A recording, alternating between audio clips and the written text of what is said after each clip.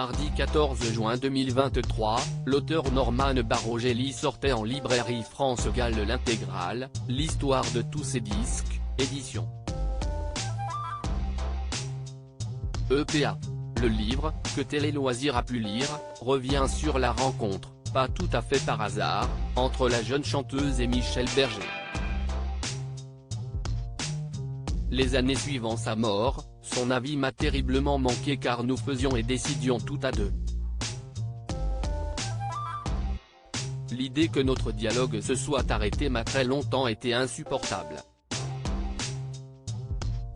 Avec le temps, j'ai dû apprendre à décider toute seule. En août 2012, France Gall donnait une interview à Paris Match sur sa belle histoire d'amour avec Michel Berger. Pendant 16 ans, le couple musical a collaboré sur les plus grands succès de la chanteuse, l'érigeant au rang d'icône des années 80. Selon l'interprète de Poupée de cire, Poupée de son, 1965, leur rencontre était marquée dans les étoiles. Mais à en croire l'auteur Norman Barogelli, dans son livre France Gall l'intégrale, l'histoire de tous ces disques, édition EPA, paru mardi 14 juin 2023, leur rencontre a été quelque peu provoquée. France Gall provoque sa rencontre avec Michel Berger dans les couloirs d'Europe 1. Dans cet ouvrage que Télé Loisirs a pu lire, l'auteur raconte qu'au printemps 1973, France Gall roule en Austin Mini dans les rues de Paris. La radio joue Attends-moi, de Michel Berger, un titre extrait du nouvel album qu'il vient de faire paraître chez Warner. Cette ballade mélancolique presque piano-voix est celle d'un homme blessé, celle de Lynn Time, des images sensibles, des mots simples mais qui touchent. Musicalement, s'y est-il la patte d'un compositeur à l'écoute des nuances harmoniques de la pop anglo-saxonne. La jeune chanteuse, âgée de 25 ans à l'époque, tombe sous le charme de cette chanson alors même qu'elle entrevoit la fin de sa carrière, ses nouvelles chansons n'étant plus en phase avec la femme qu'elle est devenue. Elle sait que ce créateur singulier révélera chez elle l'interprète d'une génération, celle de la solitude moderne, de l'amour gueule de bois. Sinon il sera peut-être temps d'arrêter, raconte Norman Barogelli. France Gall provoque sa rencontre avec Michel Berger. Depuis leur début commun en 1963, les deux artistes se sont croisés.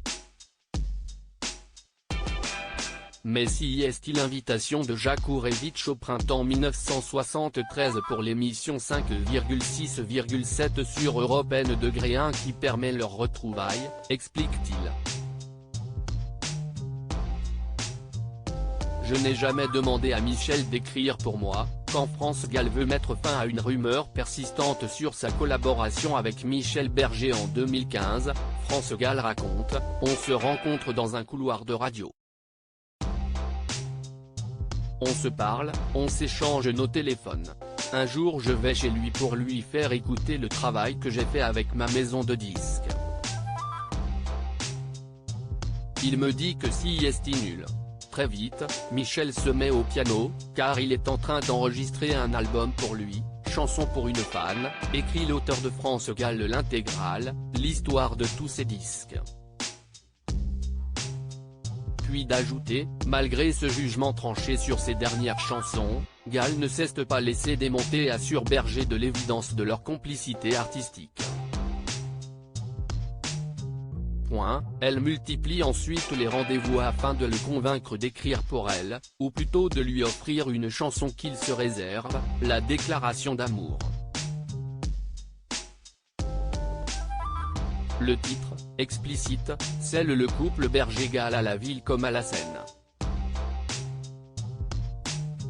Dans les colonnes de Paris Match en 2012, France Gall nuance cet épisode de sa rencontre avec Michel Berger, on me fait toujours passer pour la fille qui s'est accrochée à Michel Berger, qui voulait à tout prix qu'il écrive pour elle. c'est bien mal me connaître. Je n'ai jamais demandé à Michel d'écrire pour moi. Jamais.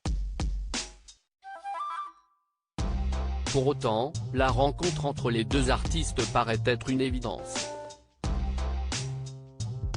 France Gall et Michel Berger, une belle histoire d'amour, 2 enfants, et plusieurs tubes intemporels après quelques refus, il lui ouvre finalement les portes de son studio.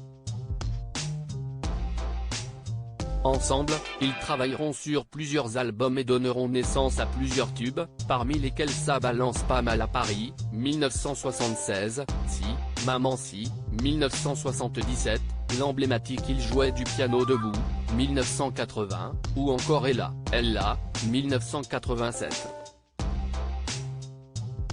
Ils donneront également naissance, suite à leur mariage en 1976, à 2 enfants, Pauline, décédée le 15 décembre 1997 d'une mucoviscidose, et Raphaël Hamburger. Leur belle histoire et collaboration s'interrompt brutalement en 1992, lorsque le compositeur meurt soudainement d'une crise cardiaque, à seulement 44 ans. Sans Michel et sans Pauline, France Gall décide de mettre un terme à sa carrière à la fin des années 90. Elle n'apparaît plus que pour quelques projets, souvent relatifs à l'œuvre de son parolier et compagnon. Ma vie est la musique de Michel. Je la fais vivre à longueur d'année et j'ai l'intention de continuer. Plutôt que de commémorer sa disparition, je préfère fêter sa vie et son œuvre, dira France Gall en 2012, 20 ans après le départ de l'homme de sa vie.